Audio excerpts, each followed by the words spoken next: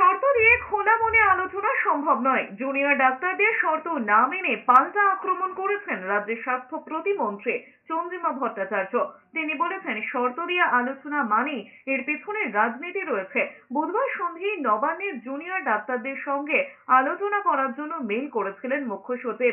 10 থেকে 15 জন প্রতিনিধিকে নবান্নে যেতে বলা হয়, কিন্তু এর পাল্টা 4 শর্ত দিয়ে পাল্টা ইমেল করেন জুনিয়র চিকিৎসকরা।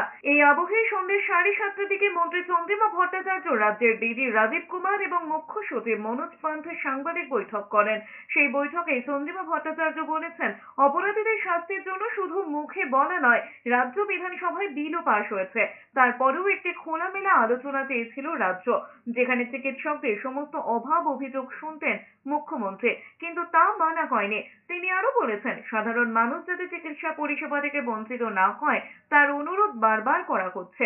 সুপ্রিম কোর্ট 9 সেপ্টেম্বর নির্দেশ দিয়েছিল মঙ্গলবার বিকেল 5টার মধ্যে তাদের কর্মবিরতি তুলে নিতে, কিন্তু সুপ্রিম কোর্টের নির্দেশকেও মান্যতা দেওয়া হয়নি। মন্ত্রী চন্দ্রিমা ভট্টাচার্য আরো বলেছেন, মুখ্যমন্ত্রী আলোচনা করতে চেয়ে মঙ্গলবার অপেক্ষা করেছিলেন।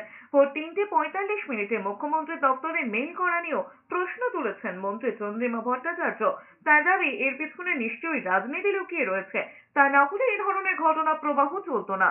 7:30 অবধি মাননীয় মুখ্যমন্ত্রী এখানে বসেছিলেন, অর্থাৎ তিনি কিন্তু খোলা মন নিয়ে আলোচনার জন্য বসেছিলেন।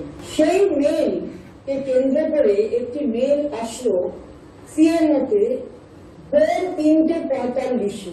আমরা এটা প্রশ্ন করতে চাই যে কোন সিএমওতে কোন মেইল 3:45 এই ব্যাপার নিয়ে আসা, এটা কি খুব স্বাভাবিক? নিশ্চয় নয়, সবাই মানবেন এটা। তাহলে কি এর পেছনে কোন রাজনীতি লুকিয়ে আছে? আসলে রাজনীতি লুকিয়ে আছে বলেই তাই এই ধরনের ঘটনা প্রবাহ আমরা দেখছি।